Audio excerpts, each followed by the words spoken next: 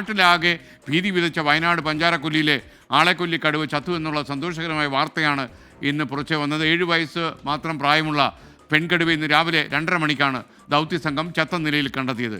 കടുവയുടെ പോസ്റ്റ്മോർട്ടം നടപടികൾ ഉടൻ തുടങ്ങുമെന്ന് അഭിജിത്ത് മുഴക്കുന്ന് റിപ്പോർട്ട് ചെയ്യുന്നു. അഭിജിത്ത് പറയൂ.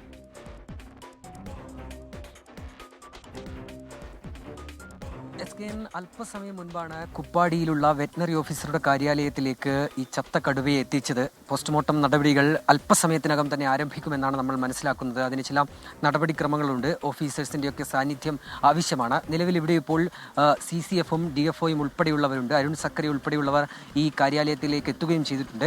ഇതിലേറ്റവും പ്രധാനപ്പെട്ട കാര്യം SKN കടുവയാണ് ചത്തത്. അതിനാൽ തന്നെ അതിന് ചില നിയമപ്രശ്നങ്ങളുണ്ട്, നടപടിക്രമങ്ങളുണ്ട്. സംരക്ഷിത മൃഗങ്ങളുടെ പട്ടികയിൽപ്പെടുന്ന മൃഗം കൂടിയാണ്, ദേശീയ മൃഗമാണ്. അതിനാൽ തന്നെ കൃത്യമായ രീതിയിലുള്ള ചില നടപടിക്രമങ്ങൾ പാലിച്ചുകൊണ്ട് മാത്രമേ വനംവകുപ്പ് ഉദ്യോഗസ്ഥർക്ക് മുന്നോട്ട് നീങ്ങാൻ കഴിയുകയുള്ളൂ.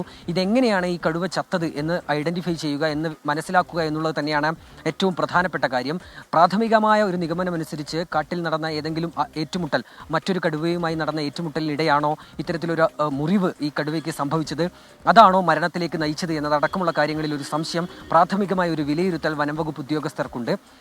കടുവയെ മയക്കുവെടി വെക്കുന്നതുമായി ബന്ധപ്പെട്ട നടപടികളിലേക്ക് നീങ്ങിയിരുന്നു ഉദ്യോഗസ്ഥർ. അതിനുള്ളൊരു അറ്റംപ്റ്റ് നടത്തിയിരുന്നു. പക്ഷേ നിലവിൽ ആ രീതിയിലുള്ള പരുക്ക് കടുവയുടെ ശരീരത്തിന് പറ്റിയിട്ടില്ല. നമുക്ക് കടുവയുടെ ദൃശ്യങ്ങളിൽ നമ്മൾ കണ്ടതാണ്. നമുക്കതിൽ നിന്ന് വ്യക്തമായൊരു പ്രധാനപ്പെട്ട കാര്യം, കടുവയുടെ ശരീരത്തിൽ ആഴത്തിലുള്ള മുറിവുകളുണ്ട്. അത് എങ്ങനെ സംഭവിച്ചു എന്നറിയുക എന്നുള്ളതാണ് ഏറ്റവും പ്രധാനപ്പെട്ട കാര്യം. അതിനാൽ തന്നെ ഈ പോസ്റ്റ്മോർട്ടം നടപടികൾ ഏറ്റവും നിർണായകമായ ഒരു നീക്കവുമാണ്. അതിനാൽ തന്നെ അല്പസമയത്തിനകം ഈ പോസ്റ്റ്മോർട്ടം നടപടികൾ ആരംഭിക്കും. അതിനുശേഷമാകും എങ്ങനെയാണ് ഈ കടുവ ചത്തത് എന്നുള്ള ഒരു നിഗമനത്തിലേക്ക് ഈ വനംവകുപ്പ് ഉദ്യോഗസ്ഥർ എത്തുക. അഭിജിത്ത് മുഴക്കുന്നാണ് വിവരങ്ങൾ നൽകിയത്.